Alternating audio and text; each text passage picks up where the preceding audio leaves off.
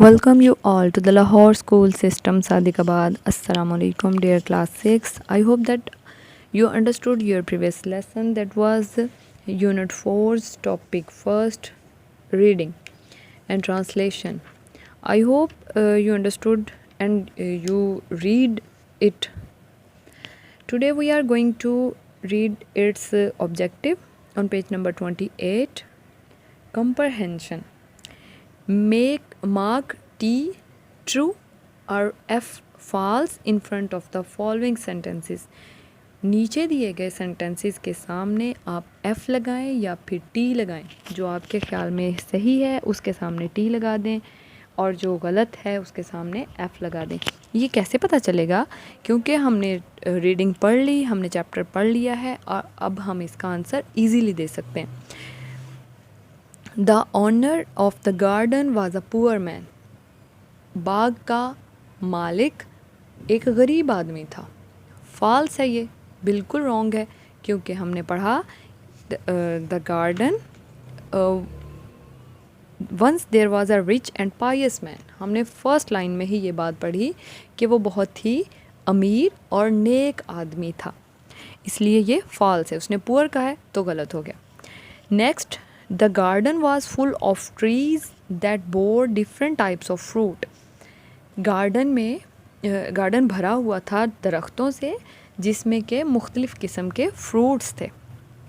बिल्कुल ठीक है, ट्रू लगाएंगे इस पे। सी नंबर है, the man use to keep all the fruits for his family. आदमी अपनी फैमिली के लिए सारे जो फल थे उनको इस्तेमाल करता था। मतलब बाग में मौजूद सारे फल अपनी फैमिली के लिए यूज़ करता था, किसी को कुछ नहीं देता था।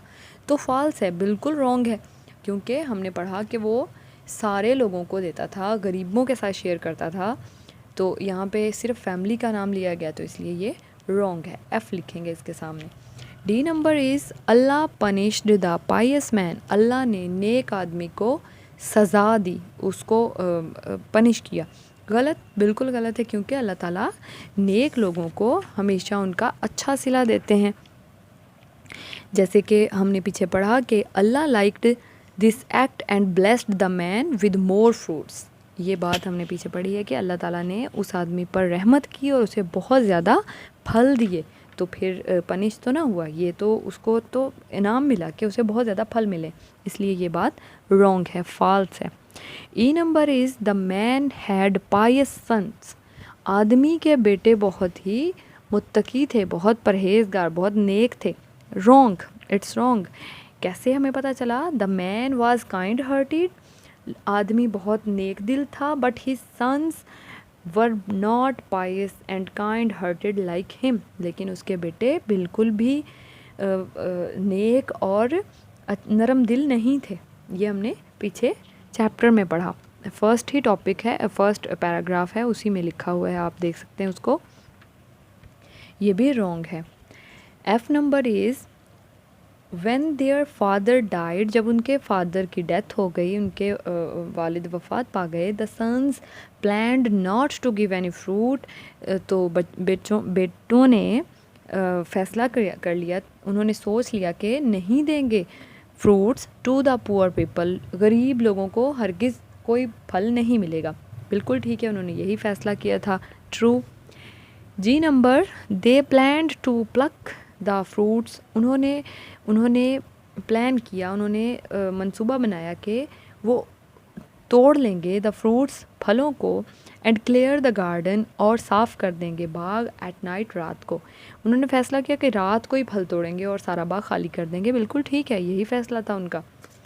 H number is in the morning. सुबह के time they went to see the fruits. वो जाएंगे देखने के लिए फ्रूट्स को। इन द गार्डन वो गए फ्रूट्स को देखने बाग में। वो सुबह के टाइम फ्रूट्स देखने गए बाग में, तो बिल्कुल रॉन्ग है क्योंकि उन्होंने नाइट का प्लान बनाया था और वो नाइट में ही गए थे, इसलिए ये भी रॉन्ग है। एफ़ लिखेंगे इसके सामने। आई number is the garden was flourishing after the death of their father. Garden बहुत ही ज़्यादा फल फूल गया, उसमें बहुत ज़्यादा फल लग गए, या फिर हम कह सकते हैं नशोनुमा पा गया after the death of their father, उनके बाप के मरने के बाद उनका फल उनके गार्डन में बहुत ज़्यादा फल लगने लगे। रॉन्ग है, क्योंकि उन्होंने मेहनत बहुत की थी लेकिन उनकी नीयत ख़राब थी, उन्होंने गरीबों को कुछ भी देने का फ़ैसला नहीं किया था, इसलिए उनके गार्डन में फल भी कम थे और उसके बाद उनका सारा गार्डन जल चुका था, इसलिए ये भी रॉन्ग है, एफ़ लगाएंगे। J number is the sons knew their father was selfish. बेटे जानते थे कि उनके फादर एक खुदगर्ज इंसान हैं। रॉन्ग है, बिल्कुल रॉन्ग है। उनके फादर तो हरगिज़ सेल्फिश इंसान नहीं थे, वो बहुत ही काइंड हार्टेड एक पायस इंसान